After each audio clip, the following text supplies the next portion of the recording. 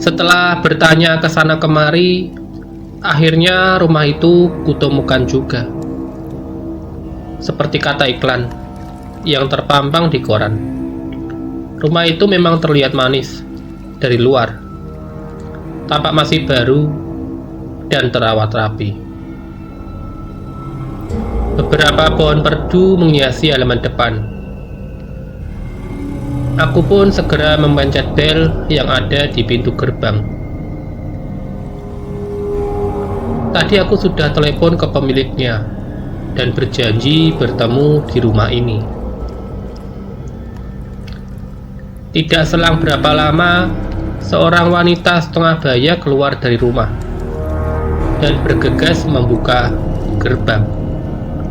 "Marni," sapaku seraya mengulurkan tangan. Wanita itu menyambut tanganku dan tersenyum ramah. "Ibu Marni, yang tadi telepon ya?" Tanyanya untuk lebih meyakinkanku. Aku pun mengangguk. "Saya Darmi, petugas kebersihan di sini." Lanjutnya mengenalkan diri. "Oh, pantas," hati kecilku berkata. Figur wanita ini berbeda jauh dengan suara yang kutelepon tadi.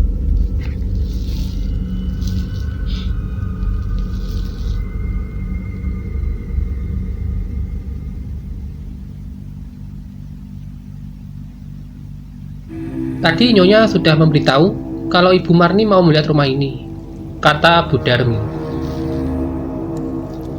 "Mari saya antar masuk ke dalam," lanjutnya.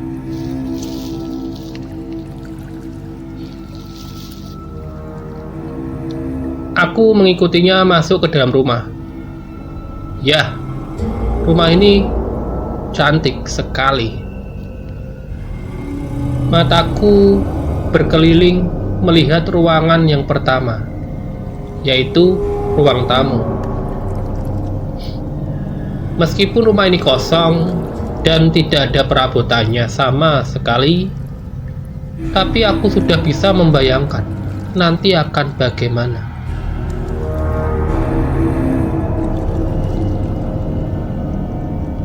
"Ruang tamunya besar kan?" kata Bu Darmi seperti memuji. Aku mengangguk, mengiyakan pernyataannya. Memang, ruang tamu ini cukup besar. Tiba-tiba handphone Bu Darmi berbunyi. Setelah dia angkat, "Aduh, bagaimana sih?" gerutunya pelan. Sesaat tangannya menurunkan handphonenya dan berkata ke arahku, "Ibu Marni, silakan melihat-lihat ruangan-ruangan yang lain. Saya ada telepon dari anak saya. Biasanya agak lama. Ya, anak saya yang satu ini memang bikin masalah saja,"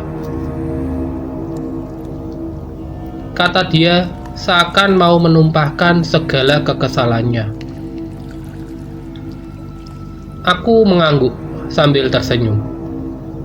Bu Darmi keluar rumah. Kulihat dari ruang tamu ini ia berkata-kata dengan keras, dan raut mukanya merah menahan amarah. Aku pun memutuskan berkeliling sendiri melihat-lihat ruangan yang lain.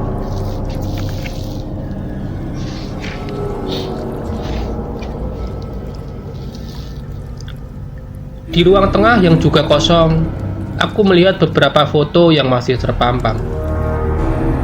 Oh, pasti foto keluarga ini. Ruangan ini juga luas. Bisa untuk ruang makan dan ruang keluarga. Kuteruskan langkahku menuju ruangan atas. Kunaiki tangga yang melingkar itu. Dan kudapati ada 3 ruang tidur yang lumayan luas. Tiap kamar ternyata punya kamar mandi di dalamnya.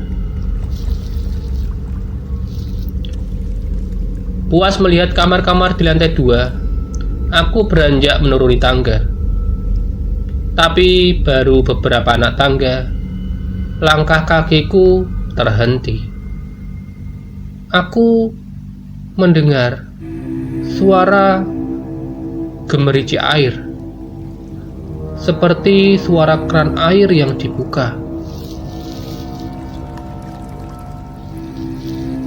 Perasaan aku tadi tidak menyentuh keran kamar mandi. Untuk meyakinkan diri, aku pun kembali ke ruang atas, bermaksud mematikan keran.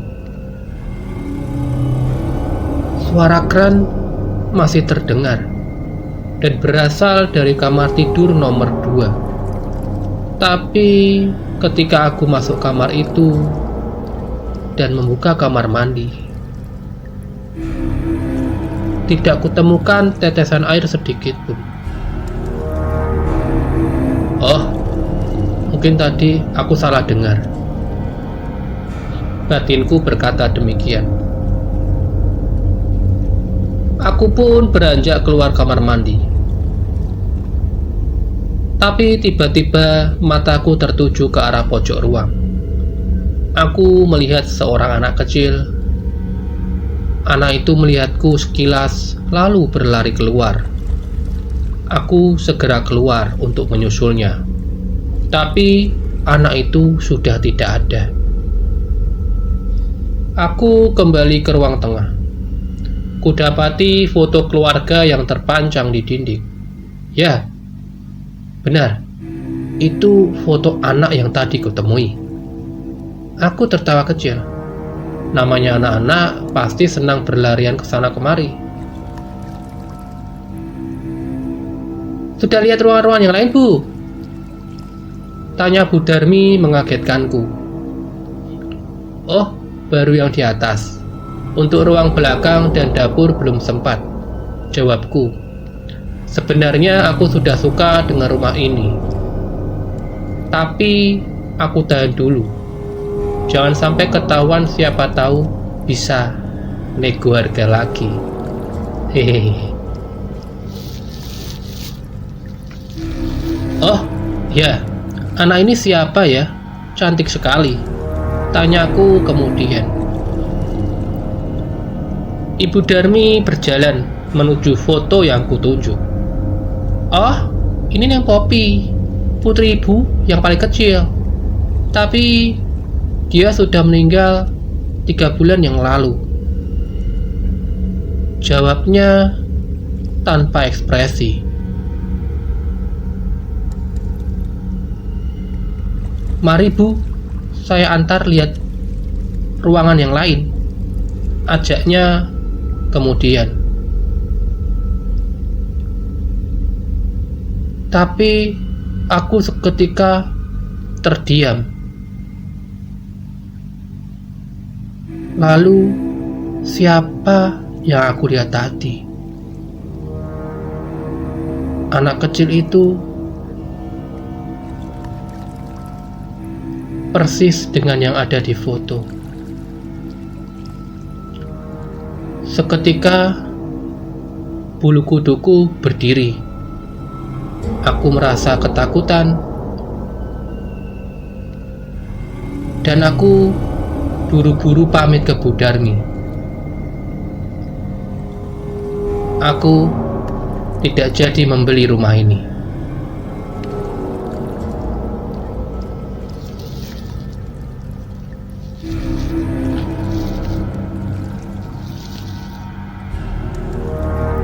Ya Mas Bud dan Mbak Bray, sekian dulu cerita misteri malam ini.